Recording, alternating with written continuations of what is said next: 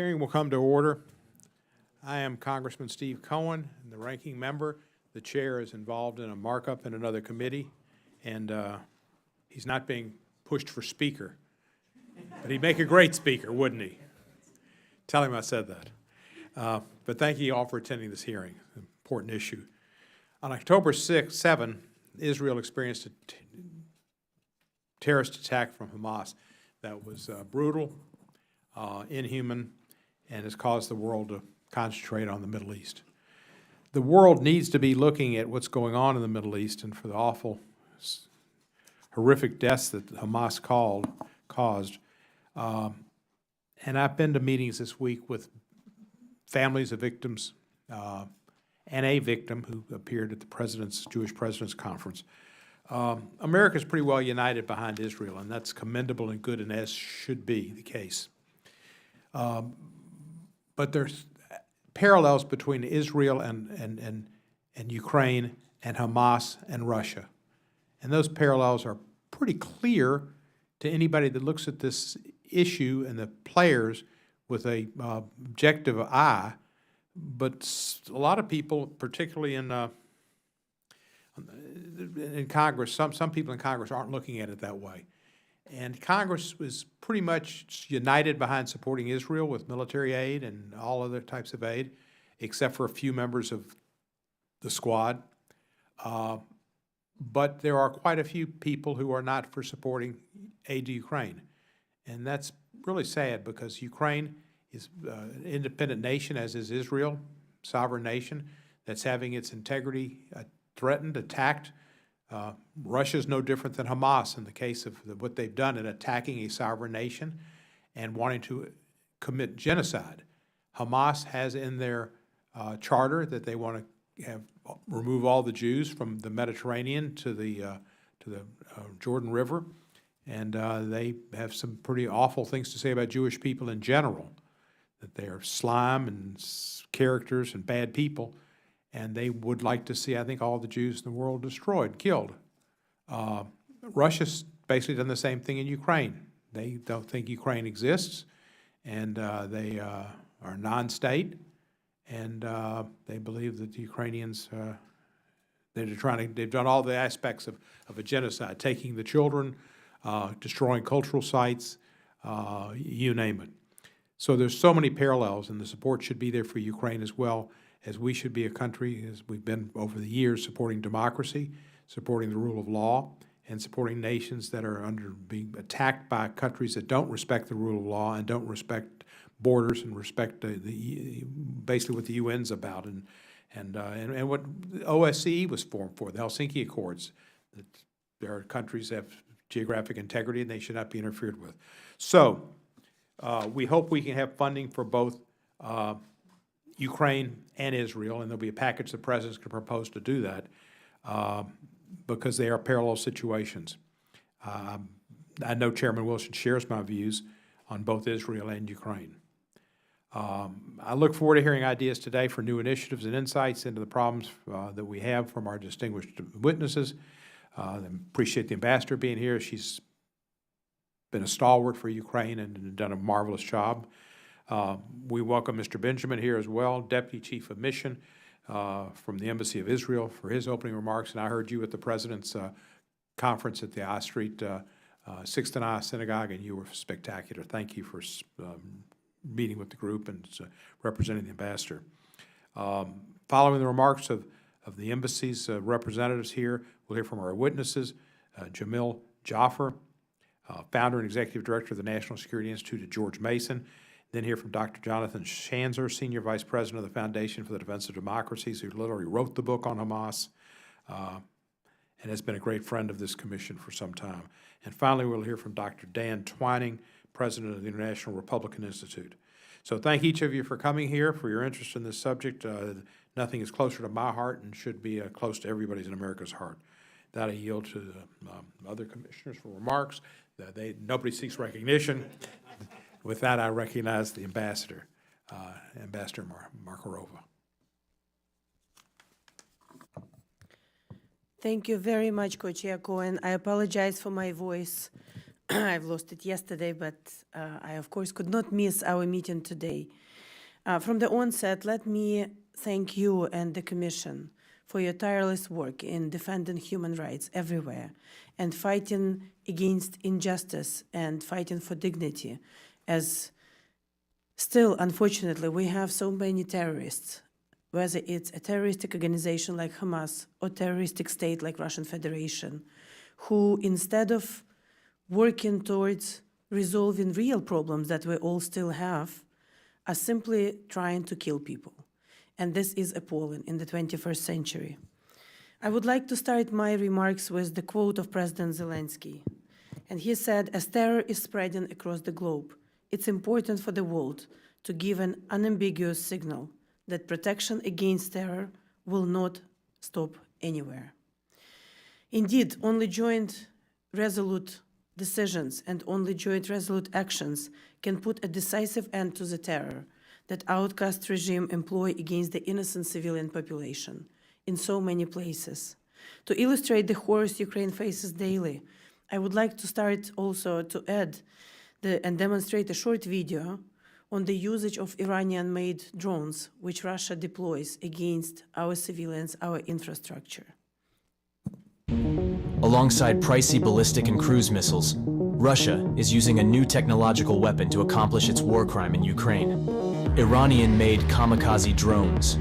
Assembled from commercially available components, the delta-winged Shahed 136 drone carries a small warhead, about 50 kilograms, instead of the more usual 450 kilograms or more for ballistic and cruise missiles. Keeping a low profile on radars, they carry a powerful charge. A hit from a drone may be equivalent to a hit from a missile. Cheap, lethal, and plentiful, these drones have already inflicted tremendous damage to Ukraine within the past 18 months of the full-scale aggression. 30% of Ukraine's power stations were knocked out in just over a week last year after swarming attacks of the Iranian kamikaze drones. This is what was left from a school in the town of Romny after the drone attack on August 23rd. This is the aftermath of the targeted power plant in Vinnytsia region, leaving 18,000 people with no heat. 40,000 tons of Ukrainian grain that were supposed to be delivered to Africa, China, and Israel were burned out after the onslaught of Russian-launched drones on a port in Izmail, Odessa region. In a massive drone attack on storages in Lviv, the Kremlin reduced to nothing 300 tons of humanitarian aid. This is what Ukrainian kids have to go through every time they hear air raid sirens and explosions after hostile attacks from the sky.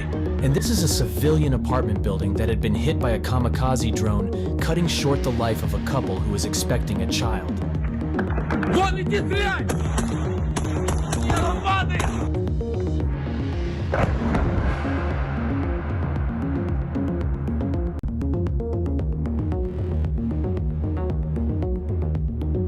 Even though its navigation signal is vulnerable to jamming, their quantity trump quality, such drones can be sent in large volleys from several directions, overwhelming air defenses. In just September this year, Russia launched over 500 such drones, eliminating Ukraine's housing, infrastructure, and human lives. Russia was also receiving materials from Iran required to build a drone manufacturing plant that could be fully operational early next year, even though Ukraine puts down around 80% of Russian-launched drones. The Kremlin is planning to produce over 6,000 more by summer 2025 to continue terror. So the rest 20% is quite enough to inflict tangible damage. Russia longs for more destruction, more pain, and more lives taken. Stop Russia. Cease violence. Put an end to terror.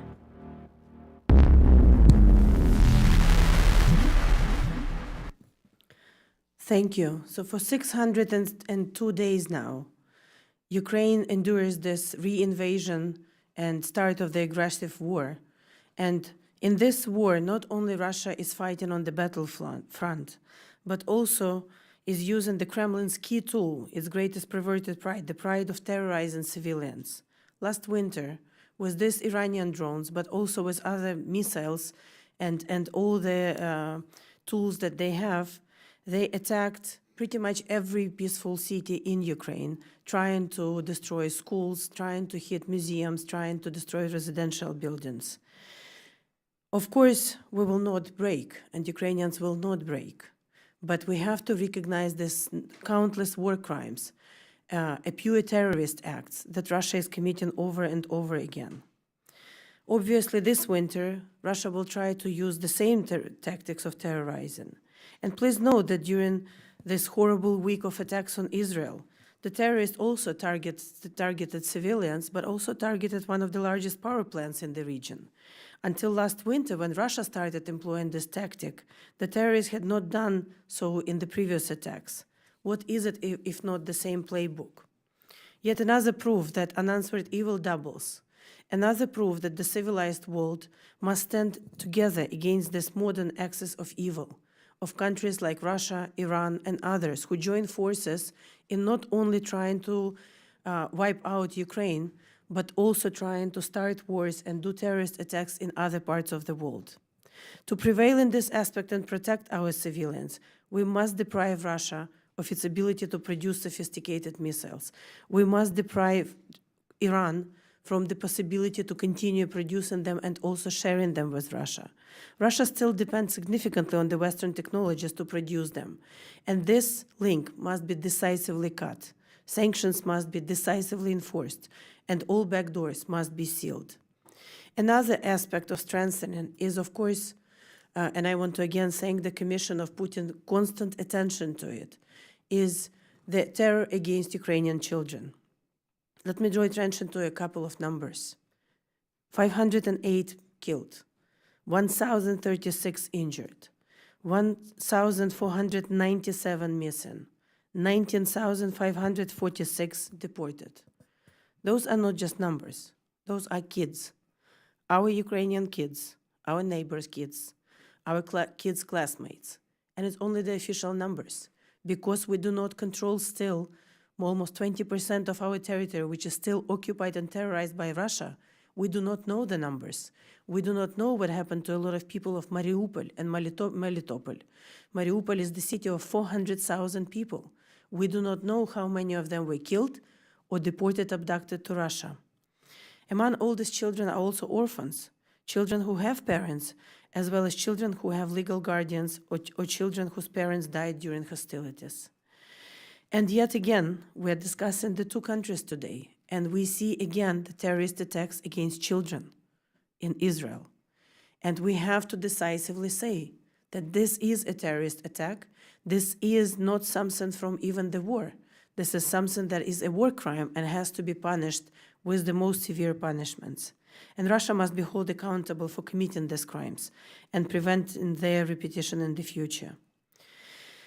In conclusion, for both of our countries, for Ukraine, for the past 602 days, for Israel, the time is of the essence. All people who fight for democracy and freedom throughout the globe count on U.S. leadership and count on U.S. continued support in order to be able to defend ourselves.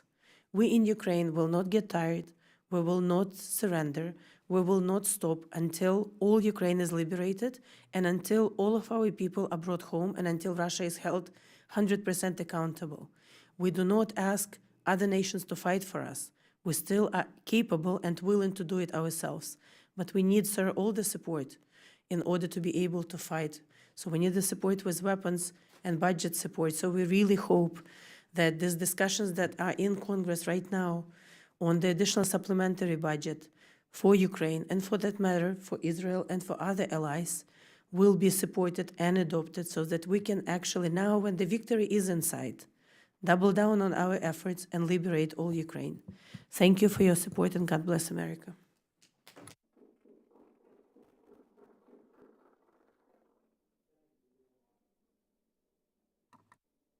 Thank you for your remarks. The parallels with Iran and Russia, both helping, Iran's definitely helping Hamas. I suspect they're helping Russia, but I mean, Russia's helping Hamas as well. They certainly benefit from the spotlight being turned away from Ukraine, and but I think President Biden and the proposal he's going to have is going to be supportive of both the areas. Mr. Benjamin, again, thank you for your remarks yesterday at the, I guess it was yesterday, time flies, the day before, but you're recognized. Thank you. Thank you, Ranking Member Cohen. Thank you, Ambassador Markarova, for your remarks, and thank you for hosting me and us here today. We are at war. Israel is at war, a war that we did not choose, but a war that we will end once we defeat Hamas, and we will defeat Hamas. We will make sure that they have no more capabilities to terrorize any of our people, any of our citizens, or any of our soldiers anywhere around Israel or anywhere around the world. I woke up 12 days ago now, in the middle of the night. It was 6:30 in the morning in Israel, understanding that we are at war and realizing that my youngest brother and his wife and 4 kids are in their safe room in Netiv HaSara, adjacent to the Erez crossing, adjacent to the Gaza, it's the closest neighborhood to Gaza.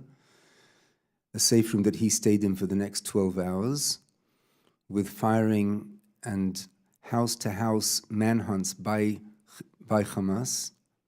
After 12 hours of barely hearing from him, and with him having his own personal pistol outside of the window to make sure that nobody's coming at them, they managed to finally escape.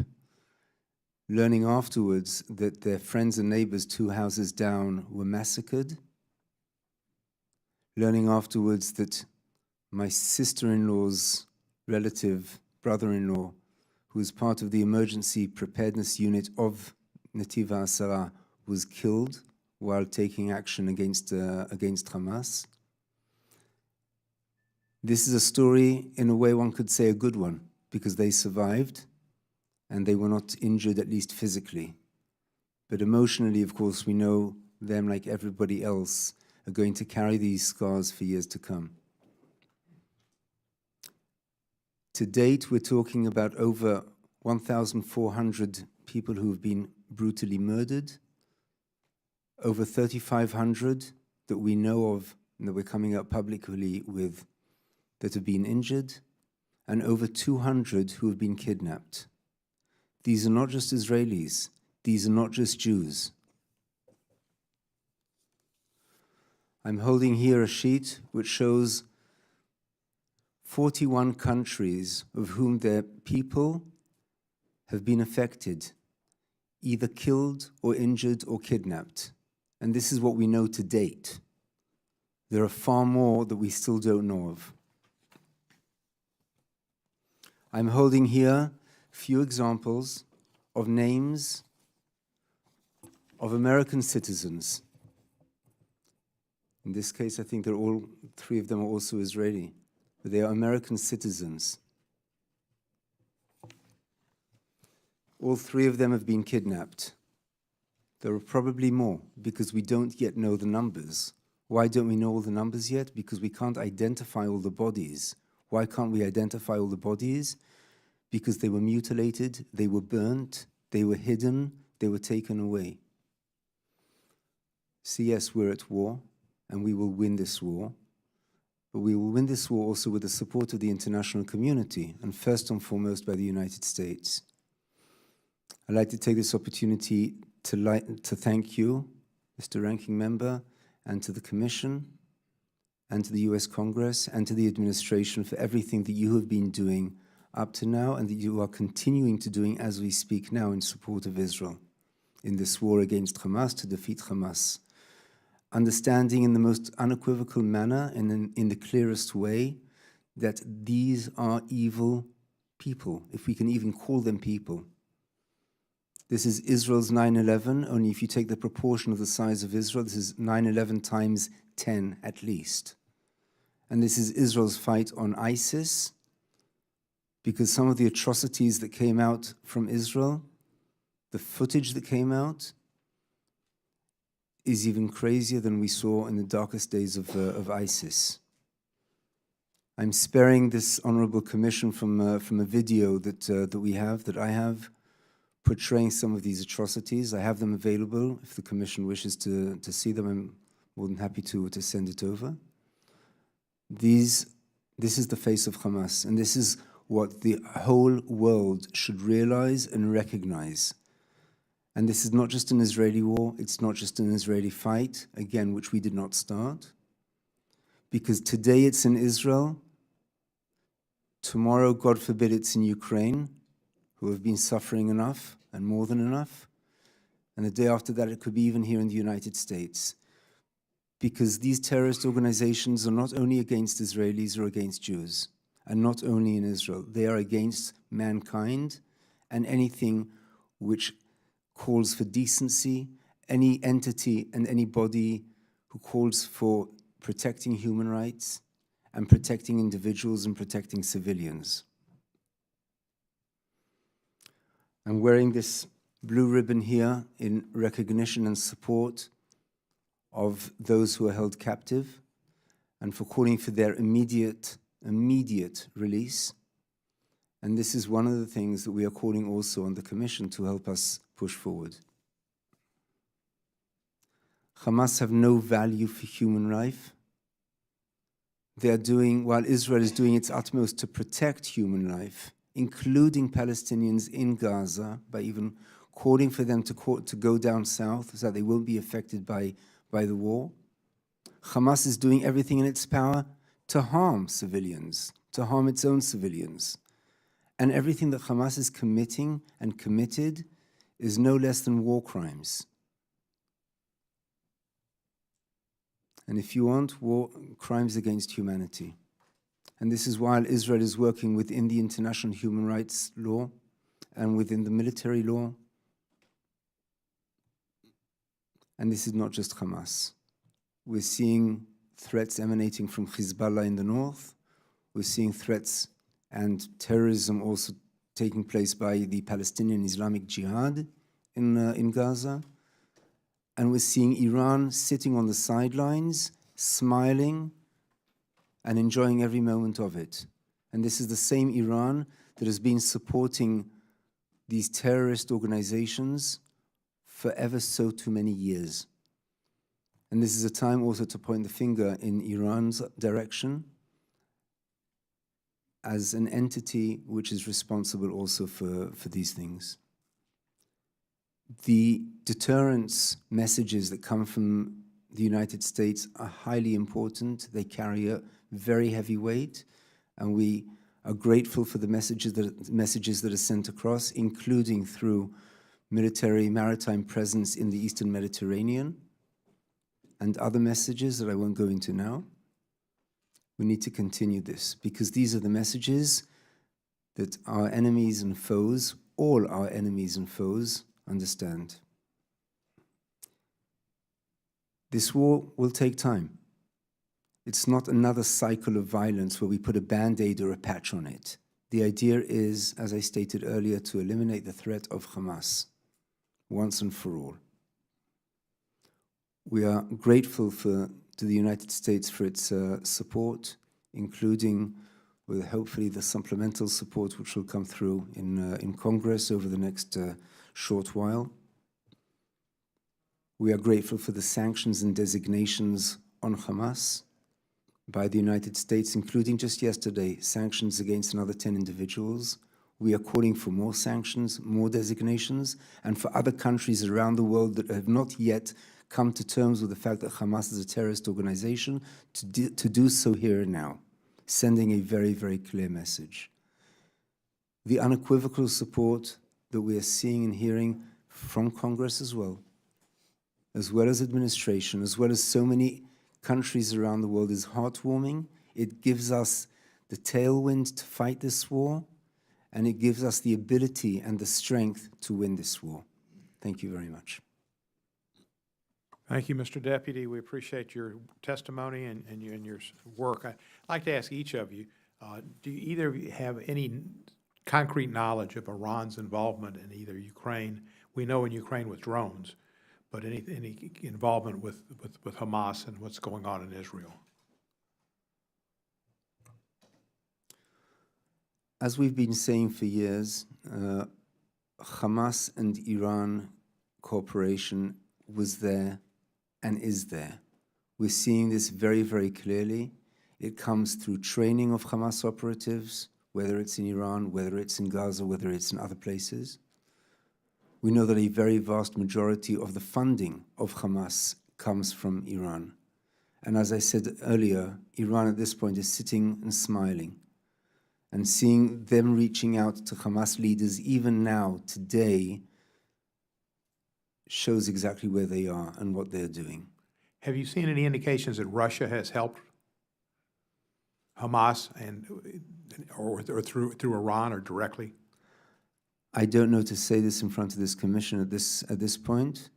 We are keeping a very close eye on all countries in the region. Thank you. You know, they certainly benefit from it, and Putin's statements were less than concerning and seemed less than heartfelt about what happened. And he's smiling at what's happening now because it benefits him as well. I believe we're going to be able to have support. There will be some dissenting voices, but I think eventually we'll get it. But we've got to get a speaker, at least a temporary speaker, and hopefully that can happen in the next day or two, and then we can get some action. And the Ukraine package, I know, will be large, and one that maybe won't have to incur issues with additional supplementaries. Israel, I think, is pretty secure. I think we've got strong support for Israel, and we'll have that. I saw in the news, and you may not have seen this, there were 2 hostages that were said found in Gaza, killed. Have you heard that? I haven't yet seen that. I hope that no hostages have been harmed physically. That was my next one. It was a grandmother and I think her 12-year-old granddaughter. You're nodding. Yeah, it was on the news, and I don't know how they found them, but they said they were found. Yes. But you know of no other situation. This is, again, part of the cynical use and approach of Hamas to human lives, playing with everybody's minds, playing with people's souls, and with zero dignity to people and to human beings, regardless of where they're from. Again, it doesn't matter if we are Israeli or American or Ukrainian or any other nation. And we are calling, as I said earlier, for the immediate release of every single hostage safely back to their homes. Do you believe Hamas health ministries' statements any more than the ambassador believes Putin's statements? Absolutely not. Yeah, they're both two of a kind. They are two of a kind. It's a lot of lies. Ambassador, we have attempted to get some monies from Putin and from the Soviet oligarchs to help rebuild Ukraine. Do you have any new information about that or concerns? Thank you for this question. Well, first of all, I think it's very just that for all these horrible destructions, which only for one first year of war, the World Bank estimated at 411 billion of just physical destruction, that it has to be compensated and paid by the Russians. So with regard to the Russian oligarchs and everyone who finances this war, supports this war, thank you to Congress. We already have the possibility through the court to confiscate it, and DOJ already has moved forward with one confiscation of Malafeyev's money, 5.4 million, and others. It's going to take time, but I think the major question right now to discuss with all the G7 is a sovereign assets. It's the Russian sovereign assets, which we know that there are at least, in the vicinity of 300 or 400 billion, or maybe even more, frozen by G7 countries, but not only. As we recently discovered, there is about 200 billion that are frozen in the Euroclear system in Belgium. So I'm very glad that there are more renewed talks right now between the G7 ministers of finance on how to confiscate and how to better use this money even now. And I think we have to join forces there because, again, we're very grateful for the American support. We are very much counting on this additional supplementary budget. But at the end of the day, it's not the American or Ukrainian or European taxpayers who have to pay for this. It's the Russians who have to pay for their damages. So we look forward to working with Congress, and we're working very actively with administration, the State Department, and Treasury on how to better do it. And as the former Minister of Finance, I not only believe, I know that it can be done. And I know this is a very specific case that will not jeopardize the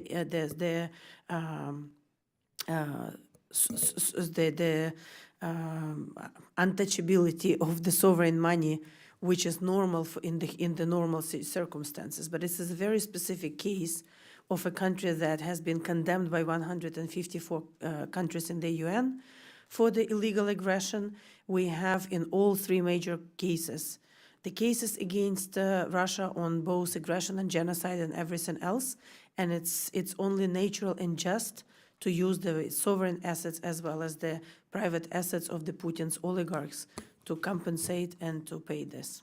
I think the House Foreign Affairs Committee had a hearing on a bill to do that yesterday and collect those assets. I was unfortunately couldn't attend. I was with some family members of Israeli victims. I read something today. A gentleman who'd been in Hamas at one time. He's now renounced them.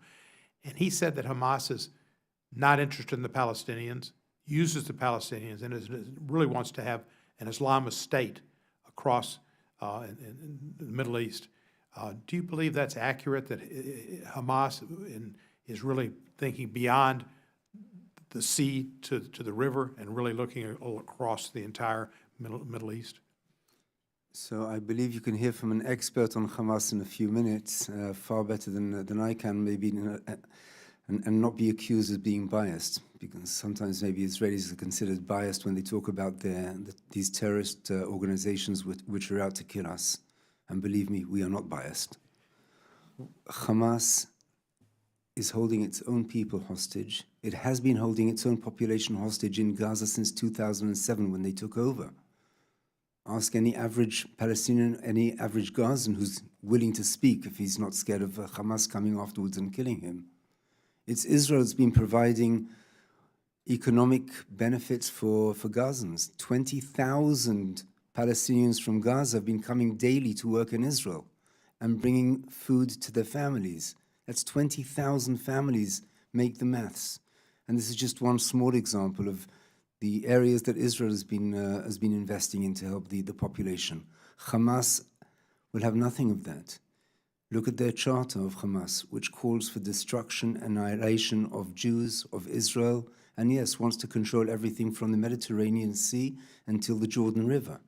That is their aspiration. That is what they want to do, with zero care about civilians, including their own, whom they take as human shields. As we're speaking now, they're firing rockets from underneath hospitals, from underneath schools, from underneath mosques, from within residential areas, putting their own people at risk and sending them to die as well.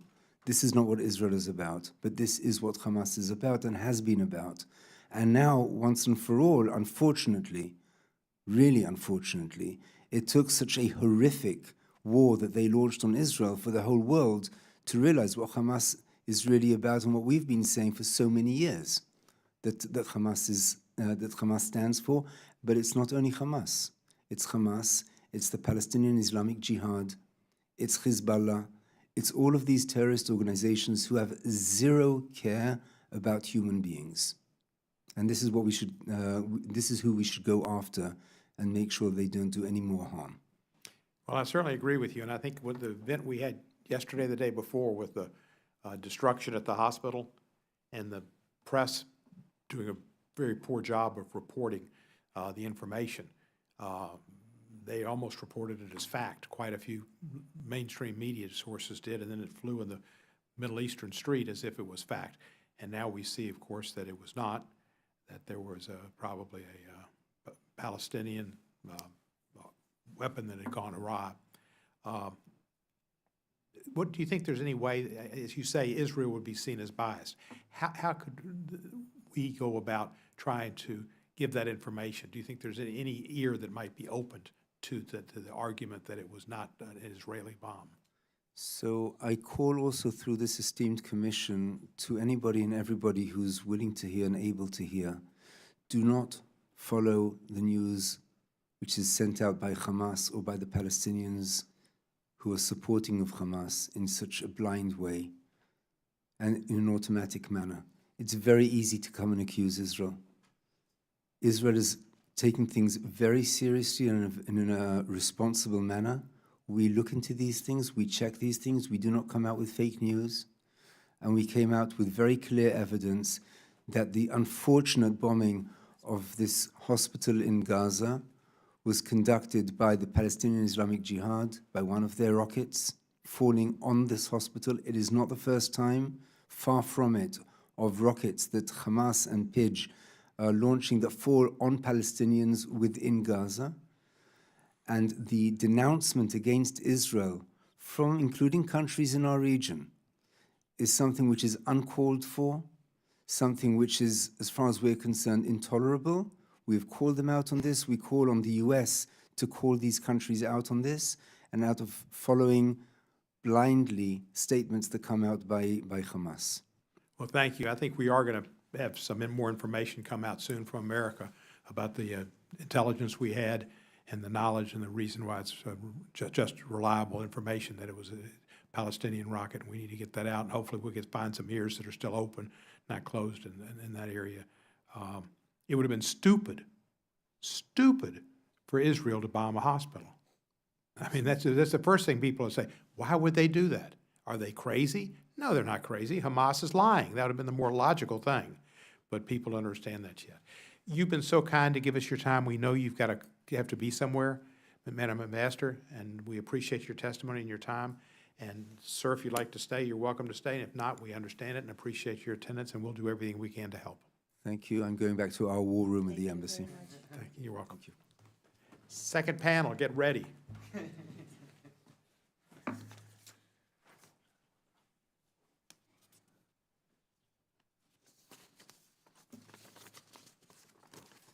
have a script in the second panel. Where'd you put it? So just here, okay.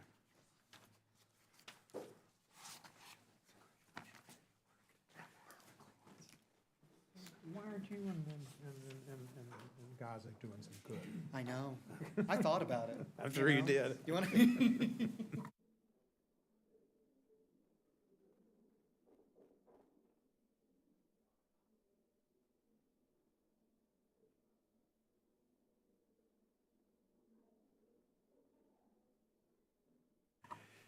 Thank you. We're now ready for our second panel. Our first witness will be Mr. Jamil Jaffer, the founder and executive director of the National Security Institute at George Mason. Thank you for being with us. Our next witness after that will be Dr. Jonathan Schanzer, senior vice president of the Foundation for the Defense of Democracies, who wrote the book on Hamas. Great friend of the commission. Thank you. And then we'll hear from Mr. Dan Twining, who's the president of International Republican Institute. Mr. Jaffer, please. Thank you, Mr. Ranking Member, Mr. Chairman, Mr. Co-Chairman. Thank you for having me here today to testify about the connections between the war between Israel and Hamas and the war between Russia and Ukraine. Just a moment to talk about the horrific terrorist attacks of 10/7. In those attacks, we saw 1,400 Israelis and other nationals killed in a single day, 200 kidnapped, held beneath the tunnels in Gaza. 31 of those were Americans. 20 of those kidnapped are Americans. It was the single deadliest day in Israel's history, single deadliest day for the worldwide Jewish community since the Holocaust. It's the equivalent of over a dozen 9/11 attacks on a population-adjusted basis. Let me say it again. We have about, or on the day of 9/11 attacks, we have about 280 million Americans. We lost 3,000 approximately Americans that day. Israelis lost 1,400 of their own on a population of approximately 9 million. Over a dozen 9/11 attacks. It's worth remembering how our allies handled the days, weeks, months, and even years after those attacks. They stood by us.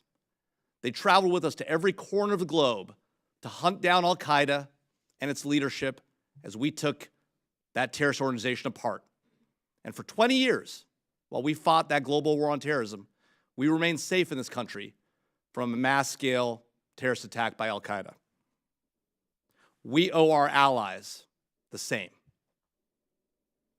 We owe them a duty of standing by them in response to these terrorist attacks.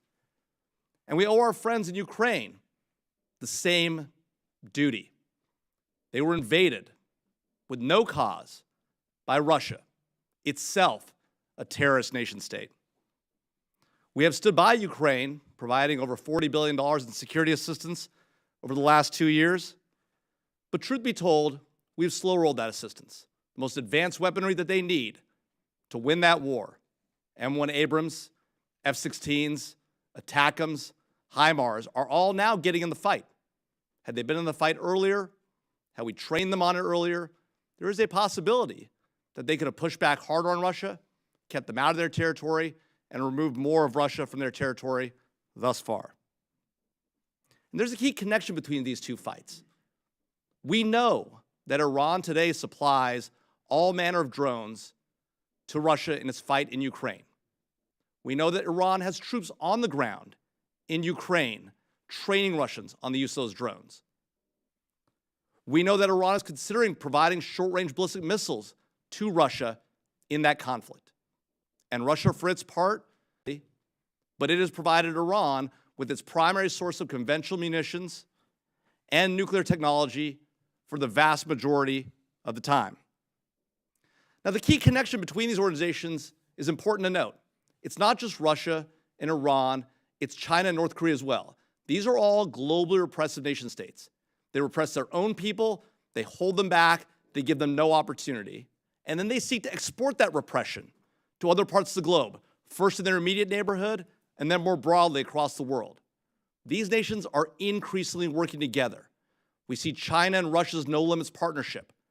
We see President Xi saying to President Putin in an offhand conversation that the world heard that there are changes the world hasn't seen in 100 years, and we, Russia and China, are leading those changes. We know that for decades, Iran and North Korea have cooperated on ballistic missile and nuclear technology. We know that today, in the fight in Gaza, Hamas is using North Korean rocket-propelled grenades. So the reality is these globally repressive nation states have long been working together. And it is incumbent upon the United States to stand with our friends in Ukraine and our allies in Israel in this fight against global repression. Thank you for the time, and I appreciate it. I'll take your questions afterwards. Thank you. Thank you for your testimony and your attendance. Dr. Sanger, you have written the book on Hamas. I keep thinking of the song, the Book of Love. Wrote the Book of Love, but I'm interested to hear about your book. That was not it. That was Well, Ranking Member Cohen, members of the Commission, on behalf of FDD, I want to thank you for the opportunity to testify today. Israel's just suffered an Iran-sponsored massacre. Ukraine is struggling to repel Russian forces, and Taiwan watches with grave concern as China threatens to invade. America must view these three embattled democracies as important assets, and it must view these three adversaries as a threat to the U.S.-led world order. As we speak, there is a very real possibility of a regional war erupting in the Middle East. The Islamic Republic of Iran has armed and funded Hamas and Hezbollah, along with other factions in the region. Recent reports point to the existence of an Iranian-led nerve center in Beirut that is designed to help these terrorist groups target Israel more efficiently. Fortunately, the IDF has thwarted Iranian efforts to create a new terror proxy in the Golan Heights. Israel has repeatedly destroyed most, if not all, of what Iran is trying to stand up there. However, Iran-backed militias do remain in Syria. And Russia's presence in Syria has complicated all of this. Moscow's missile defense systems have forced Israel to take significant precautions in the ongoing effort to prevent the smuggling of advanced Iranian weapons from Syria to Lebanon. These are precision-guided munitions. We've never seen a non-state actor, a terrorist group, acquire these before, and Russia is making this more difficult. Now, the operations to destroy these weapons in Syria are ongoing. They often take place with Russian knowledge. It's an uneasy arrangement. And because of that, the Syrian front is still manageable, but Russia's role in the region is far from positive, and Moscow continues to work closely with both Iran and Hezbollah. In fact, Russian-Iranian relations have deepened considerably since Russia's invasion of Ukraine in 2022. This goes beyond the sanctions busting that was the basis of their relationship before all of this started. Russia's received UAVs from Iran, which we've heard today. Tehran has sent advisors to train Russian personnel. And since last summer, Russia has launched over 2,000 Iranian UAVs into Ukraine.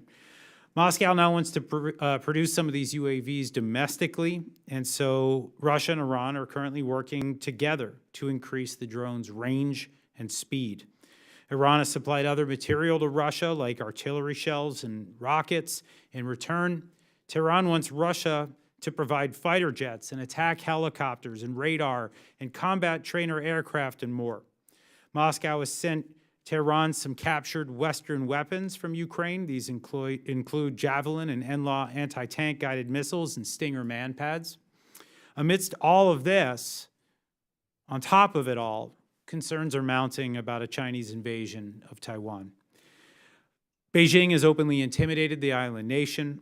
Within a 24-hour time span in July, 16 PLA warships approached Taiwan, accompanied with over 100 different aircraft sorties. China's calculus about an invasion of Taiwan could be influenced heavily right now by what the United States does in Ukraine and in Israel. The landscape is clear. China, Iran, and Russia are working together. Our policy must be to deny them the ability to threaten our friends and our interests. So what can be done? The first step is fully funding the Department of Defense. Congress needs to break the cycle of continuing resolutions and provide a more steady stream of resources to itself and to our allies. Washington needs a procurement strategy that can address supply chain vulnerabilities while enhancing our ability to produce critical materials and technology during times of crisis. We should learn what Israel, Ukraine, and Taiwan need to defend themselves. In the case of Israel, I can tell you now that we can provide several items without massive investments or new manufacturing. This includes precision munitions, small diameter bombs, Tamir interceptors for the Iron Dome, and actually it's great news. I was going to recommend it, but it's already happened. The United States has sent 2 of its Iron Dome batteries based in Guam to Israel en route already. To combat China's aggressive rise, Congress needs to support viable alternatives to the Belt and Road Initiative to countries that need that kind of assistance around the world. And we need to continue to strengthen the screening of large investments here in the United States through CFIUS, the Committee on Foreign Investment in the United States. We should pass that supplemental aid bill for Ukraine that provides enough funding to last through the 2024 elections. And finally, when this crisis in Israel is over, when the dust settles, an Iran policy review is long overdue. Policies that appease the regime rather than confronting it have undeniably contributed to the crisis we face today. I'll end here. On behalf of FDD, I thank you for the invitation. You're welcome, and thank you for accepting it. Dr. Twining, you are recognized from the International Republican Institute. Thank you, Mr. Cohen, members of the Commission. Proud to be before you today. The free world is under assault from an authoritarian axis that wants to cripple American leadership, break American alliances, and make the world safe for autocracy. America's role in the face of this coordinated campaign of authoritarian aggression is to restore deterrence and stand on the side of freedom. We can do that by serving as the arsenal of democracy that allows our allies in Israel and Ukraine to prevail, while making sure that Taiwan does not succumb to a similar assault. First, let's be clear. Balance of power is on our side. Russia and Iran are broken economies. Russia is a declining power that steals from its own citizens. Iran's leaders invest in fomenting violence and repression rather than improving the lives of ordinary Iranians. In contrast, the US and our allies control some 70% of global GDP. Yet authoritarians no longer fear American power, perhaps confusing our domestic political divisions for lack of strategic will. Our adversaries are emboldened by our flirtation with isolationism. American retrenchment does not produce local solutions to problems. It creates vacuums of power our enemies seek to fill, leading to larger conflagrations. America cannot cede the field to revisionist powers and violent extremists. Pullback makes the world more dangerous for Americans. Unlike democracies that seek prosperity and security through peace, authoritarians sow conflict abroad to distract their citizens from problems at home. This is true of Putin's war on Ukraine, China's threats against Taiwan, and Iran's sponsorship of terror. Hamas rules Gaza by force, spending their resources on weapons to attack Israel rather than on the needs of desperate Palestinians. Authoritarians are working together in novel ways. Moscow and Beijing used Hamas's assault not to express support for Israel, but to condemn America and our policies. Iran is the world's leading state sponsor of terror, yet China's foreign minister has expressed firm support for Tehran, quote, on issues concerning core interests. Iran arms Russia with drones to attack Ukraine. Vladimir Putin openly supports Xi Jinping's ambition to conquer Taiwan by force. China massively increased energy imports from Russia to offset Western sanctions and has tripled exports of integrated circuits to Russia. Both China and Russia help Iran circumvent international sanctions. China has more than tripled imports of Iranian oil. Russian, Chinese, and Iranian media amplify each other's anti-Western propaganda, including that Ukraine and Israel are aggressors, not victims. It's vital not to mistake Hamas's control of Gaza with legitimacy. There have been no elections in Gaza since 2006. Hamas will not hold them because it thinks it will lose. Polling from September, a month ago, shows that only a quarter of Palestinians support Hamas leading the Palestinian people. Before the conflict, 77% of Palestinians told pollsters they wanted elections as soon as possible.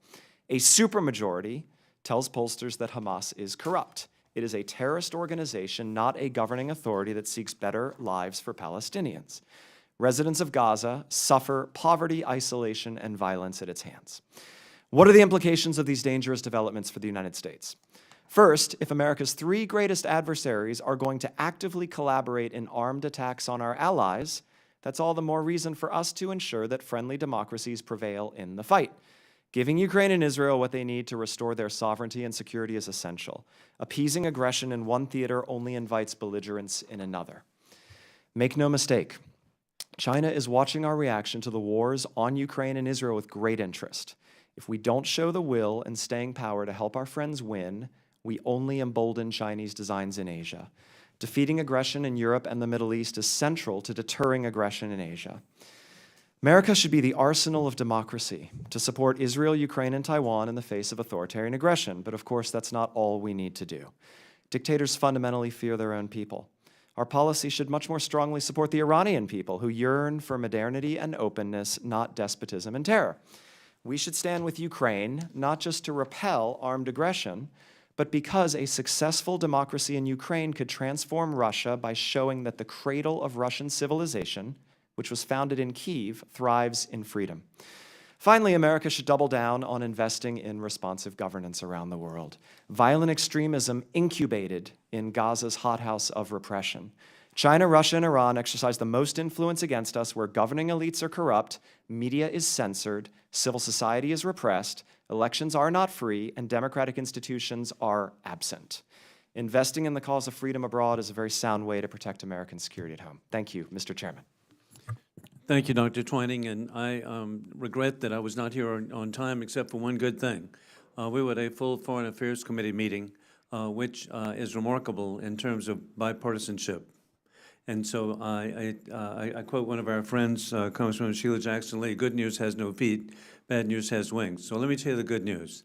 And indeed, it is bipartisan, and the issues we were discussing largely with the regime in Tehran and the oppression of the people of Iran. And then as I came in, Dr. Twining, I always like to remind you that one of the most memorable times I ever had experienced in my life was to be an IRI, International Republican Institute, election observer in Bulgaria on June 10, 1990, to see the success of American victory in the Cold War, and to see what a vibrant country Bulgaria is today that even Mr. Jaffer wouldn't have imagined.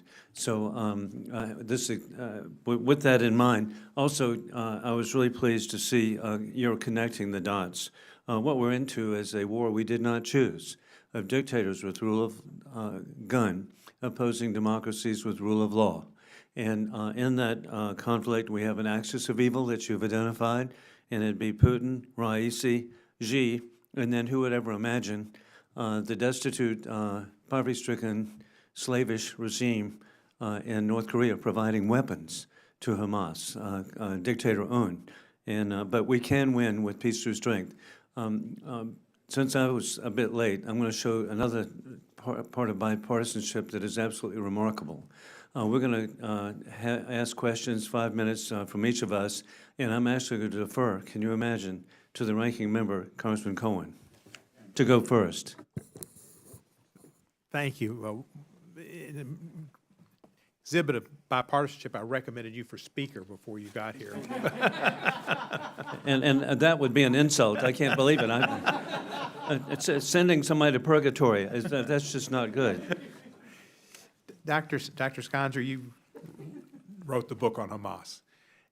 What I heard about the gentleman who said that Hamas wants this Islamist state, my mind went to like ISIS and the Islamist state that goes all the way to Iraq.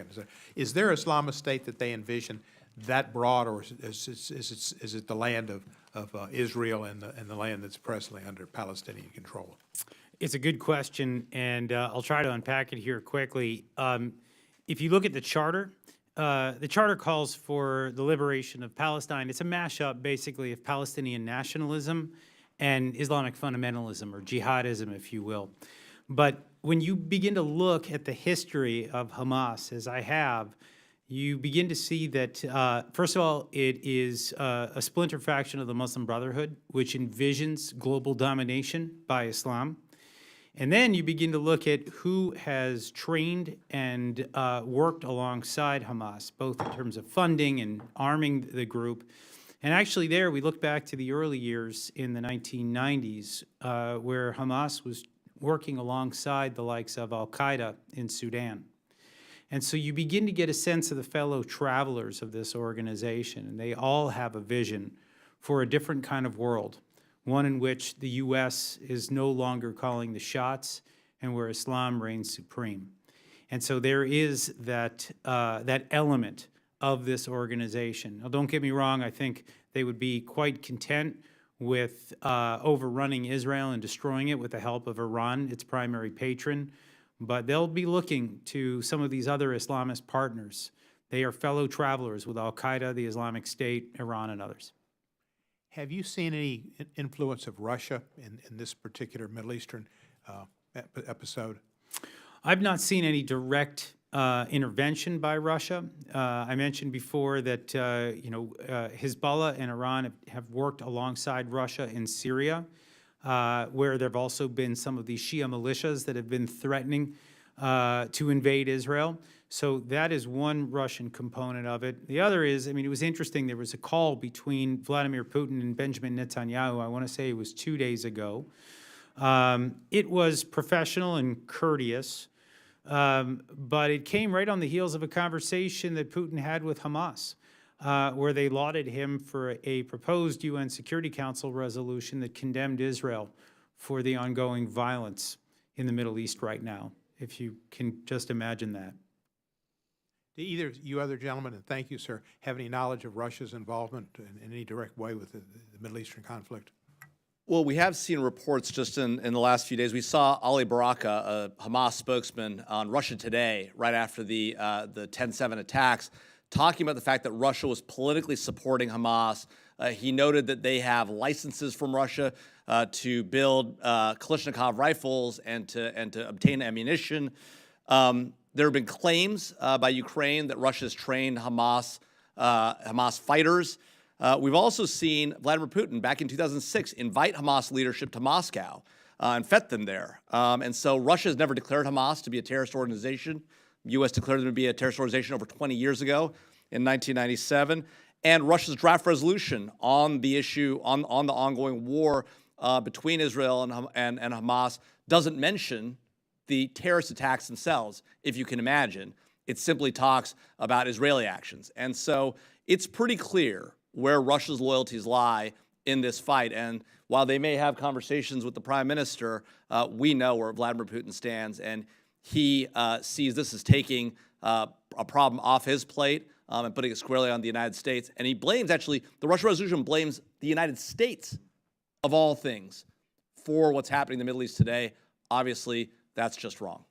There is one other thing I neglected to mention. There was one isolated report in the Israeli media, and I've not been able to verify it, that Putin has actually issued, I don't know if I would call it a direct threat, but has commented on the deployment of American naval assets and called it a problem in the region that needs to be removed, as the U.S. has deployed the military there to try to help, stand behind our Israeli allies. Let me throw out one other thing and thought, and then I'm goes to beyond my 5 minutes, I guess. I should stay within my 5 minutes. I yield back. Thank you very much, Congressman Cohen. And I would like now to make my opening statement, and then I, of course, will defer to Congresswoman Sparks, all the way from Indiana. So we're grateful for her service. And then I'll do my 5 minutes, and it'll be strictly enforced. I want to thank everybody for attending this critical hearing today. Terrorism is defined as the unlawful use of violence and intimidation, especially against civilians in the pursuit of political aims. This hearing takes place after the most horrific terrorist attacks committed against Israel ever. Iranian regime-backed and Russia-supported Hamas has slaughtered, raped, kidnapped over 1,000 people at what has been referred to as Israel's 9/11 in Pearl Harbor. Meanwhile, Putin's forces are committing terrorist attacks across Ukraine, with civilians coming under attack by Putin's forces to commit mass murder, rape, and engage in the kidnapping of Ukrainians, bombing schools and hospitals indiscriminately, just as they had done in Syria. This magnitude of terrorism is only possible in a world on fire where deterrence is broken down with an appearance of appeasement to terrorism. We are in a war that we did not choose, as dictators with rule of gun seek to destroy democracies with rule of law. Hamas and their backers and financiers in Tehran feel empowered. The Iranian regime has gotten away with supplying weapons to Putin and embedding terrorist leaders within parliaments of fragile governments receiving international support. They note the administration's willingness to negotiate with terrorists, providing ransom money. The lessons of history are a reminder that peace comes only through strength, and diplomacy only works where leverage exists. Had the United States and our allies committed to supplying Ukraine with the weapons needed initially, it's likely that courageous Ukrainians would have already succeeded in removing Putin's forces. It's a sad truth, but the world anticipated Ukraine to lose, underestimating the resolve of Ukrainian patriots. Delays have not only prevented Ukraine from saving lives, but demonstrated to dictators that the United States has not responded seriously to attacks on our allies and possibly even to ourselves.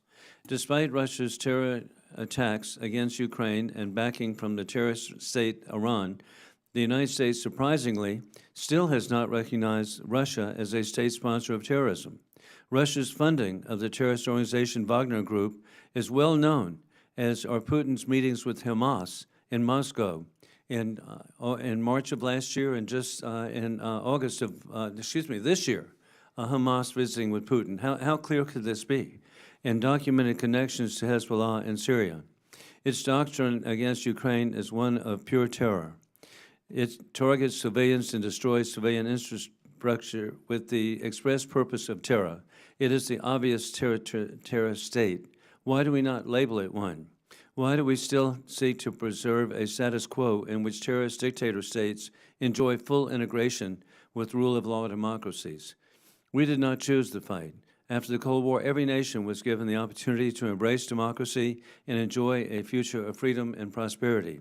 Dozens of countries are free today from communism, with the largest number of countries ever in freedom and democracy due to American military strength. Sadly, a network of terrorist states preferring genocide and barbarism were unhappy with this arrangement. Now, instead of appeasing these states and hoping we must isolate and defeat them, the democracies of the world must close ranks to defeat the dictators. This means primarily prioritizing the three beleaguered democracies who are front lines of freedom and stability: Israel, Ukraine, and Taiwan. These great societies cling hard to freedom next to neighbors who do everything they can to pry it from their hands. We need to understand that dictators and terrorists of the world are working together, a network consisting of Russia, the Iranian regime, Hamas, Hezbollah, and the Chinese Communist Party, the rule of gun. As the other side, we need to build a network of well-armed, rule of law democracies and reestablish deterrence so that these terrorists will never consider attacking us or play or interrupt the ability to achieve peace through strength. Gruesomely, the first victims of dictators are the oppressed people of Russia, the oppressed people of Iran, and the oppressed people of China. Both war criminal Putin and the regime in Tehran and its terror groups receive weapons from the hermit regime of Kim Jong-un.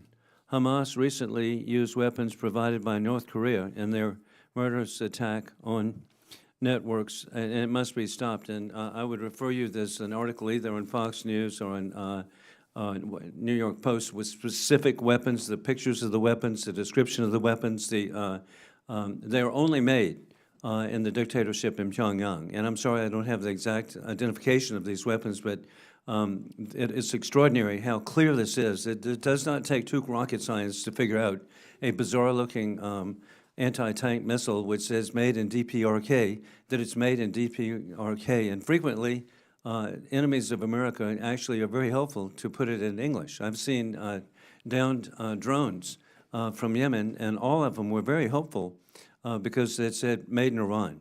With that, I now refer to Congresswoman Spartz. Thank you, Mr. Chairman. Thank you for being here and have this important conversation, especially in these important times. You know, I really haven't spent before with encounters that much time in the Middle East. Just visited a few times, but when what's happened in Afghanistan, Ukraine, I spent a little bit more time and really understood the importance of the region, complicated situation on the region, but also the significant impact Russia has to destabilize the region, Middle East, North Africa, and either in a direct way in Syria and working with Iran, or indirect way in places like Libya, Sudan. So, and I also realize that our policy maybe we don't pay as much attention to have some, deterrences to be much stronger. So you are, know a little bit more than enough to be dangerous, but you probably know more than I do. I just wanted to get each of you perspectives. What do you believe as the United States, maybe we need to do better dealing, have stronger policies and have more deterrences and understanding of this region? Because, ultimately, Russia goal is to destabilize Europe, South America, Middle East. I don't think majority our allies in other countries want that. I don't think it's benefit anyone. And, they use a lot of cheap weapons, but a lot of lives are lost. And, it costs not just, a lot of money, but a lot of lives. So what would you, just your perspective, each of you can comment, what we can do better, and maybe we should pay more attention to some developments there. Thank you. Thank you, Congresswoman. I'll channel Senator Whitehouse just for a minute and say cleaning up dirty money flows that benefit regimes like Russia, like Iran, like North Korea. The North Koreans make a significant amount of their state revenue through illicit trafficking and all sorts of things, right? So cleaning up dirty money flows that benefit dictators. Taking strategic initiative.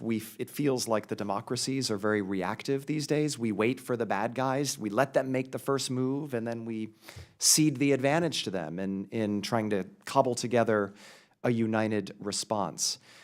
Take advantage of our authoritarian adversaries' greatest weakness, which is fundamentally their great insecurity about their own people, right? I mean, you are here in the United States Congress because citizens elected you.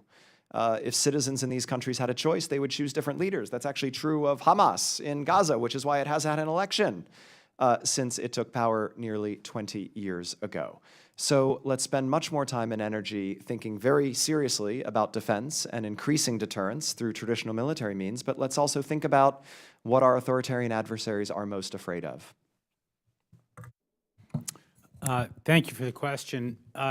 I'm going to use the current crisis right now to sort of, I think, explain how America can get a win. That attack by Hamas was sponsored by Iran.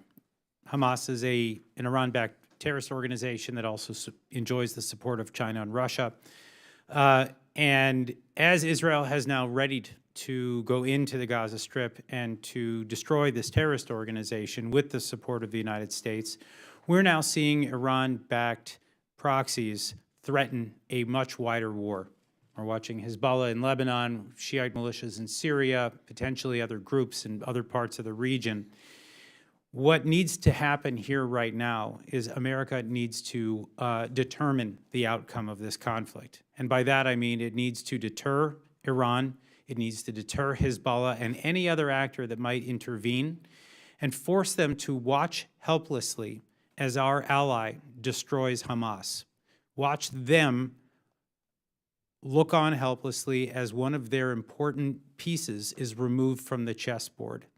If we can do that, then I think we're now in the process of reestablishing deterrence after having lost it for many years. Congressman, I think it's a really important question that you've raised, and I want to agree with the views expressed by both Dr. Twining and by Dr. Schanzer. I guess what I would say is what you're seeing happening in the world today, whether it's Russia, Ukraine, the threats by China against Taiwan, Iran's support of Hamas and the terrorist attacks of 10/7, is what happens when you have a world devoid of American leadership. This is what happens when we abandon our allies and don't make our foes afraid. The world has watched as we failed to enforce the Syria red line, as we failed to support our allies in Ukraine in the first invasion by Vladimir Putin when he took Crimea. What happens when we withdrew so terribly from Iraq and Afghanistan, abandoning our allies who stood by us in that war. This is what happens when America doesn't lead. And we can lead. We are called to lead. The American people want us to lead. There's a popular view that the American people won't support America going into the fight or spending the money it takes to build up our military and defend our allies, both Israel and Ukraine. That is not true. Americans want to know why it matters to their economic bottom line, why it matters to our national security. It does matter. We need leaders like you all and a president who will explain it. We haven't seen that in over a decade and a half. Thank you. Thank you, Congresswoman Sparks. And hey, Congresswoman Sparks has a unique perspective. She was born in the Soviet Union.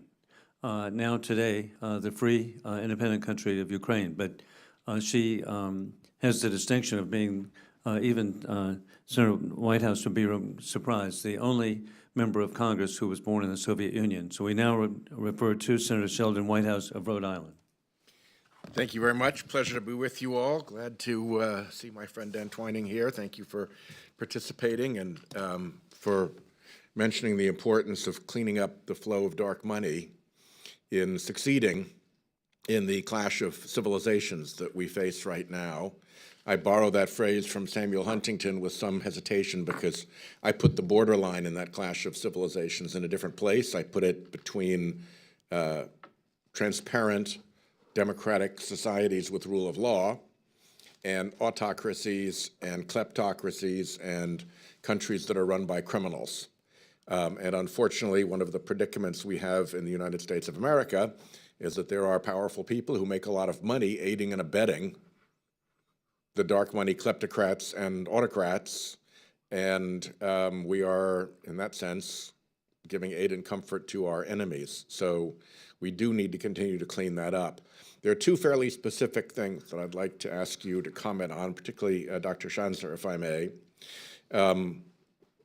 Along with Ranking Member Risch, I'm the lead on what we call the REPO Act, which would authorize the president to work with other countries in Europe that are also home to frozen Russian sovereign assets and create a procedure for seizing those assets and directing them to Ukraine to be used for rebuilding and other purposes. There's, I think, mixed feelings in the administration about this, but they seem to be moving our way. And I'd love to have your thoughts on the value of grabbing those sovereign assets, not just as additional resources for Ukraine, but also as a powerful signal to Putin that his behavior is going to have real punishment. And hitting him good and hard right in the wallet, I think, would be a good added signal. The second is simply to make sure that we do a better job of grabbing Russian oligarch assets.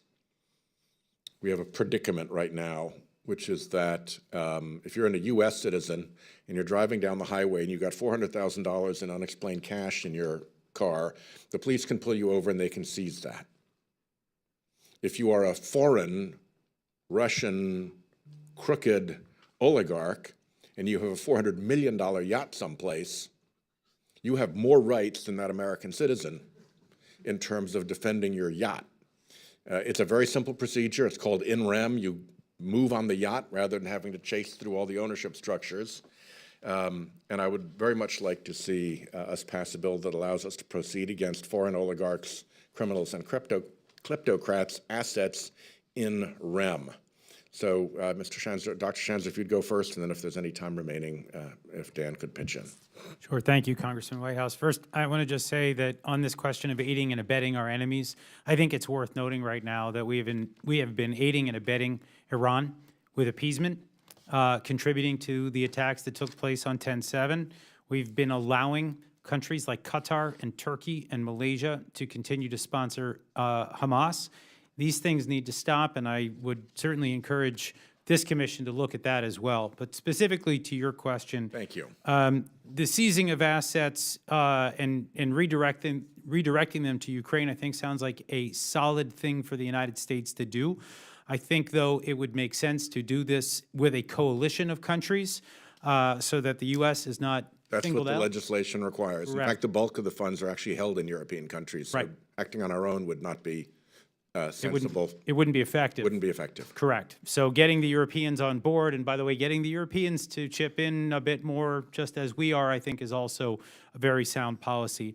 As far as targeting the oligarch assets, I fully understand your frustration. When I worked at the Treasury Department, trying to track those kinds of assets was never easy.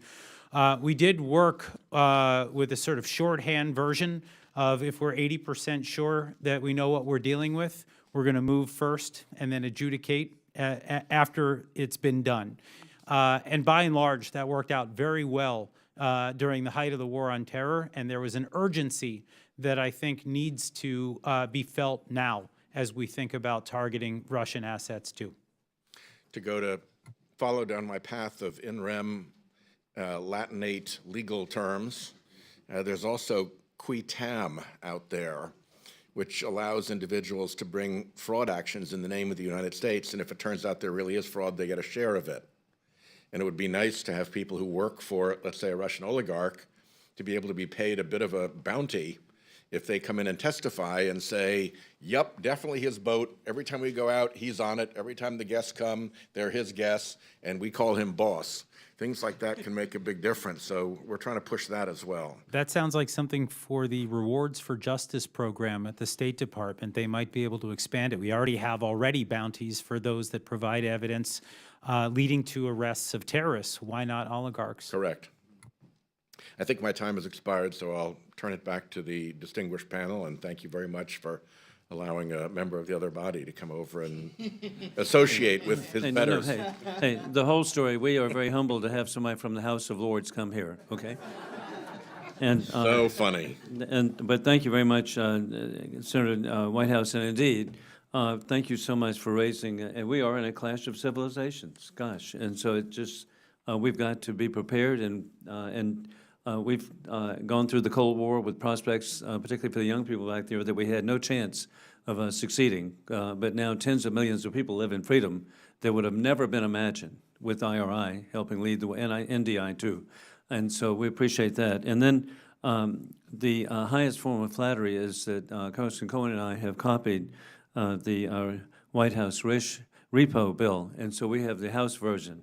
So, and indeed, I think it'd be great if we could add the rewards program to that in some way. That would be very, very helpful. But as we are looking at the just horrible situation of murderous loss of life, really, now in several such gruesome locations, one fact is that Russia, Putin, and Iran, Dr. Shanzer, have worked together with drones and other military equipment. There are sanctions against the Putin regime, the war criminal. With that in mind, is there more that can be done to block the military equipment coming from the regime in Tehran that oppresses the people of Iran? In short, the answer is there are huge numbers of things that we can do to put additional pressure on the regime in Iran that would inhibit its ability to move money and to move the technical parts necessary for these drones. FTD, sir, has something like 200 different recommendations on how to crack down on the regime. We're very happy to hand those to you, and they include elements of this non-proliferation regime, which has a lot of holes in it. Well, thank you so much. And again, this is so bipartisan, and I look forward to working together with my colleagues. And I do want to give one bit of good news, and that is that last week I was at the NATO Parliamentary Assembly in Copenhagen, and it was just remarkable to see the unanimity of support for Ukraine, and then something that could never be imagined, Sweden giving up 200 years of neutrality to address the dictators. Finland with an 830-mile border to address the dictators, and the protection for the Baltic republics. Who would ever imagine? And at the same time, Senator, it was really very encouraging the support of Israel. There have been times in the past where our European friends have not been so unified, but they were and are today understanding the implications of dictatorships around the world, and they recognize what occurred in Israel. France 24 News that I was watching in English had about Pearl Harbor. The Prime Minister of Denmark spoke to us about the combination of Pearl Harbor and 9/11. And so there's a realization. And then, indeed, Mr. Jaffer, the planning for this October 7th attack, which coincidentally is Putin's birthday, with the collaboration possibly around the world, could this have been conducted just by indigenous members of Hamas? Thank you, Chairman Wilson. There is no way that Hamas could have conducted this attack without the support, supply of weaponry, and money from Iran. Period, full stop. This is the only way that organization functions. It is at the core of its behavior and its capability. And that is exactly why, as this fight continues, and particularly if this fight expands to Hezbollah in the north, which is another Iranian proxy, we must hold the Iranian regime accountable for what's taken place. And so you're exactly right. You know, you've talked in the past about a collusion of dictators. Yeah. We see exactly that happening here. It's Russia, it's Raisi, it's Kim Jong-un, and it's President Xi in China. They are working together across the globe, contrary to American interests, and we have to confront them in that way. And thank you indeed. American interest was the interest of civilization. That's right. The thought of dictators from whether it be Assad, Un, or the Big Three. Gosh, what a risk that is to civilization and as existential as people are concerned about issues. With that, we'll conclude, except for if anyone up here, including Congressman Cohen, who just said he had one more question. And so if there are any additional questions, Congressman Cohen. Thank you, Mr. Chair.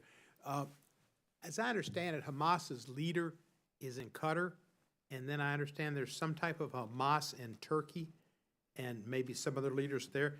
Could you tell us where are these Hamas people? And the ones that are in Turkey, they have like a store and it says Hamas Turkey, you know, and a brand, or where they're hiding out in the mountains? What are they doing? That's a good question. So the Qataris for the last 10 or 12 years have had an external headquarters. Some of their political leadership has been based there. Ismail Haniyeh and Khalid Meshal both call Qatar home. Of course, this is not new for the Qataris. They've also hosted all manner of other terrorist organizations in that country. It's the Taliban, Al Qaeda, ISIS. It's well known at this point that Qatar is a hospitable place. They just don't agree with our definition of terrorism. And fundraising takes place there. All sorts of organizational activities take place there, and people are free to come and go. It is a safe haven for them, and it is extremely dangerous that we have bestowed upon that country the label of major non-NATO ally, and that this is allowed to continue. They're offering right now their good offices, I'll put those in air quotes, to try to negotiate the 302 hostages, to try to negotiate their release. This is not in Qatar's interest. They are advocating on behalf of Hamas, as they have been for a long time. This should not be allowed to stand. Similarly, the Turks have an office. It's no storefront. It don't have, in neon lettering, Hamas, Palestinian resistance since 1988. But there is an office of probably several dozen people. These are former fighters. These are fundraisers. And in fact, there was, if you recall, the 2014 war between Hamas and Israel. At the end of the war, there was a guy by the name of Saleh Arori, got up in front of 1,000 people in Istanbul and announced that Hamas had in fact planned and executed the kidnapping and murder of 3 teens in Israel that had sparked the war. And he was received with thunderous applause. The regime in Turkey is no longer befitting of the label NATO ally. There is a problem here that we have just held our noses and allowed for this to continue. I'll even add the Lebanese. There's a... Excuse me, get her out of here. Get out of here. Go home. Hey, Doctor, please continue. Yes. Please continue. In Lebanon, we have a similar problem. We've been funding the LAF, the Lebanese Armed Forces, while the country has allowed Hamas to be operating there. You can see the trend. American allies violating our trust and supporting Hamas. I think this is an inflection point for the United States. Where, if there are other places where Hamas leaders are, Israel has the desire to decapitate the leadership and take it out. If they're in Qatar and if they're in Turkey and other places, I mean, it's going to be kind of tough to do that, isn't it? I wouldn't put it past the Israelis, but that might be for someone else to talk about. By the way, I mean, the Israelis have decapitated Hamas leaders that are active in Malaysia. We've seen that before, and I suspect it'll probably continue as Israel seeks to exact justice after the 10/7 slaughter. Now, I'm going to ask you a stupid question, shows my ignorance on this issue. Who is Hezbollah as far as are they Palestinians, are they Lebanese? What are the nationalities, backgrounds of those folk? Hezbollah is based in Lebanon primarily, although they've got a significant base of operations in Latin America right now. And of course, they've got a lot of operatives running around in Tehran. They are a wholly owned subsidiary of the regime in Iran. And just to give you a sense of the threat, because right now Hezbollah is threatening to open up a second front with Israel. While the fighting rages in Gaza, in the north of Israel, there is a second front that could very well be open. There have been dozens of rockets that have been fired, dozens of anti-tank missiles, infiltrations into northern Israel. And this is very disconcerting. This is one of the things that I think the president is trying to deter at this moment, to deter a second front from opening. Hezbollah is considered to have an army that is equal in strength to the average European army. It has 150,000 rockets right now facing south at Israel. It's got precision-guided munitions that could hit strategic targets, like Israel's nuclear facility or like its chemical plant. These are things that could create catastrophic attacks, and we could be hours or days or weeks away from watching those threats materialize.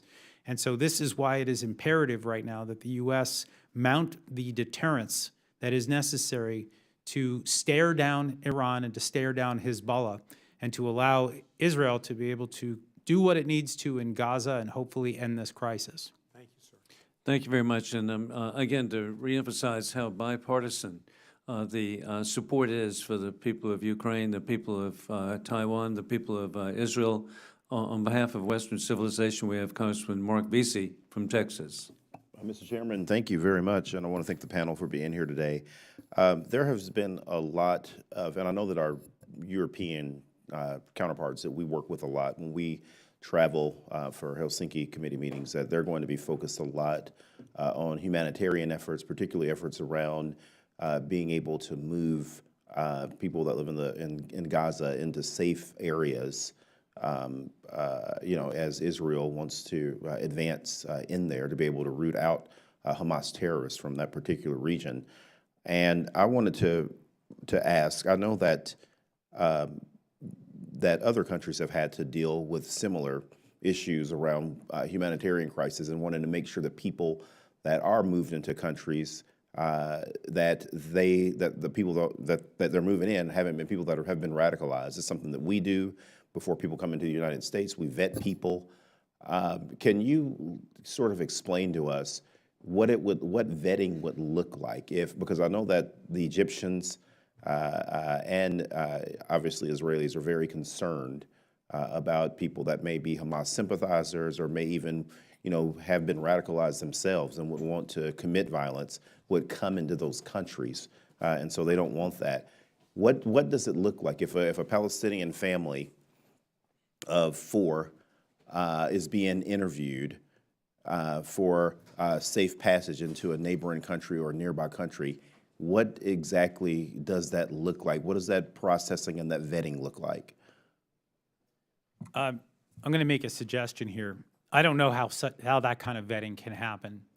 You're looking at a territory roughly the size of Washington, D.C., with 2.2 million people that have been subjected to Hamas rule for 16 years. How you start to figure out who's okay and who's not at this stage in the game, who's a threat, who isn't, that's going to be really challenging. But I wrote a piece in the Wall Street Journal with a colleague of mine, Mark Dubowitz, our CEO, on Monday.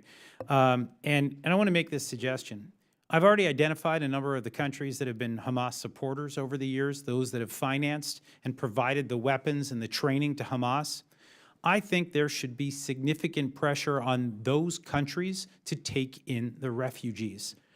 Have it a clear message from the United States that they created this problem, and it is now their problem to take care of with these 2 million people. And quite frankly, I don't care who's radicalized when they go to these countries that have been supporting a radical cause for as long as they have. I think this would be justice. Yeah, that's interesting. Dr. Jaffer, do you have anything to? I mean, look, the typical way this vetting works is you take your intelligence sources and methods, you obtain that information, you combine it with law enforcement information, and you run these folks through databases as best you can. What's probably advisable in this case is for the Israelis and the Egyptians to work together, if in fact the route out is through the Rafah border crossing and into Egypt, to share information, share intelligence. We should provide what information we have that may be derogatory on these individuals as well. But I think Dr. Shanzer's right. It's going to be a very difficult challenge. And while this vetting is happening, they're not going to be able to cross into Egypt. That's going to be one of the challenges. Now, what Israel's done is to provide that safe zone and say, look, if you go south of the Gaza Wadi, we're going to focus our attacks and our effort to root out Hamas today, at least for now, on that northern part. This is kind of warning that Hamas did not provide civilians in Israel. It's also interesting that as Israel is saying, look, Gazans, go south, that Hamas is telling its own civilians, stay here. I mean, we knew that Hamas had no regard for Israeli lives and American lives in Israel. They clearly have no regard for Palestinian lives in Gaza because they're telling their own people to stay there when they know a massive attack is coming. That's the kind of people we're talking about. We're not talking about a governing entity. We're not talking about a democratic entity. We are talking about a terrorist group, plain and simple, one that's been labeled a terrorist group by our own government for over 2 decades. Yeah, no, absolutely. And speaking of the Rafah crossing, I know that that's going to be a critical area for humanitarian supplies to come through. What does it look like making sure that those critical supplies that are needed, whether it's food, water, medicine, aren't weapons? Because I think that, again, our European allies, as when we go to these conferences, that is the area that they're going to be mainly focused on because of, the optics and what have you, that is, an important part of this cause. We want to make sure that, we don't become useful idiots to Hamas as they, go on this campaign to try and annihilate Israel? It's going to be a problem. It's going to be a huge problem. We know that there are, I think, roughly 20 trucks right now waiting to get through. One of them, I noted, has actually been sent by the Turks, and I've already mentioned what the Turks have been up to in terms of their sponsorship of Hamas. And so I would be very careful of that, especially in light of the fact that just 3 weeks ago, there was a news item that I flagged in, coming out of the region where a shipment from Turkey was sent to Gaza. It was supposed to be building materials. And within those building materials, they discovered tons of explosive materials. So, you know, you've got to vet the countries that are trying to provide assistance. I don't want nothing from the Qataris to get in. I want nothing from the Turks to get in. We should be working with only approved countries that have no ties to Hamas. That's a first step, but this is not going to be an easy operation. The other thing I'll note is that the Israelis have said that they are very willing to allow for this assistance to come in, but they are looking for goodwill from the Hamas government in the Gaza Strip to release the 203 hostages. The pressure that Israel is feeling right now to allow for this assistance to come in when they're getting nothing in return from Hamas, I think should be noted by this commission. Mr. Chairman, can I ask one more question? Of course. Is there technology set up at that crossing to be able to do things like scan for materials that are coming through, so it's not something that becomes a huge log jam there at the borders or trying to move humanitarian assistance through? Yeah, the Israelis have an entire agency. It's called COGAT, and it is designed to do exactly this, to vet the things that come through and to scan them. The problem is that no effort can work 100% of the time. This is not a hermetic seal. And so things do continue to get through that you don't want. And right now, the stakes are extremely high. Thank you. Thank you, Mr. Chairman. And thank you, Congressman Beasley. We now go to Congresswoman Victoria Sparks of Indiana. Just a brief question. I visited Middle East not a long time ago, and I wanted to get your comments on the United Arab Emirates. It seems like they became a safe haven for Russia and sanctions, and really got a lot of pro-Russian, pro-Chinese policies developing, which is very concerning. So I wanted to see what would be an effective way to deal with them, and if you can, any comment on UAE. Look, the UAE has been, I think, a strong ally of the United States, and it obviously was very heartening to see the way in which the UAE normalized ties with Israel. It has been, I think, a model. But not all emirates are created equal within the UAE. Abu Dhabi is the capital, and I think there the government is on side with U.S. policy. You go to Dubai, it's a different story. And you begin to see that within each of these jurisdictions, there are different illicit finance concerns and different alliances with various leaders. Dubai, by the way, is a safe haven for the Iranians as well. And so there is, I think, a challenge that the UAE will need to grapple with probably soon, that it's going to need to figure out how to homogenize its policies and not to allow for, one emirate to play arsonist and the other one to play firefighter. This is, I think, the challenge that awaits the UAE.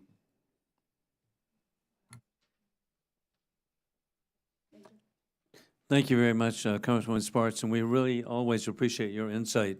And with this, too, when I came in, Dr. Twining, I was so pleased you were talking about the axis of dictators, and we're talking about the Chinese Communist Party, the regime in Tehran, Putin. And it's really personal to me. My dad served in Flying Tigers in World War II. He served in Kunming, Chengdu, Xi'an. And I grew up with a great appreciation of the people of China, so it's really heartbreaking to me to see the Communist Party oppression of the people and the Communist Party threats to Taiwan. And I'm just really hopeful again that we can be preemptive there to create a porcupine for peace through strength and then reinforce our dear friends of Ukraine and Israel.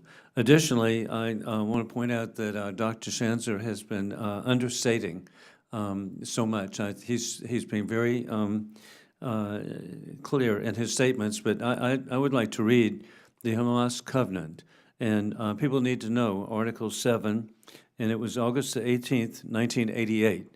Our enemies are really clear, okay? Osama bin Laden said he was going to attack the United States in 1999. We know that Putin has said in August of 2021 that Ukraine didn't exist. We know that we have in the parliament in Tehran chants of death to America, death to Israel in English. They're all so helpful to let us know these things. And indeed, how many threats has Beijing made to Taipei? But with all of that in mind, of all the declarations I've seen in my life, I've never seen one so clear and horrific. And it's Article 7 of the Hamas Covenant. Quote, "The day of judgment will not come about until Muslims fight Jews and kill them. Then the Jews will hide behind rocks and trees, and the rocks and trees will cry out, 'O Muslim, there is a Jew hiding behind me. Come and kill him.'" End of quote. We're not talking about territorial acquisition. It's not Palestine. It's not a geographic area. It's not Gaza. It's not West Bank. What better explanation of just barbaric, heinous hatred and people need to read the Hamas covenant, and I'm going to do my best, so long as I can, to let people know what a threat this is. As we conclude, I'd like to get a picture with the three of you. If you would come stand behind us, because you look really good, and I'd like also our staff people even to be in the picture. So with this, we are adjourned.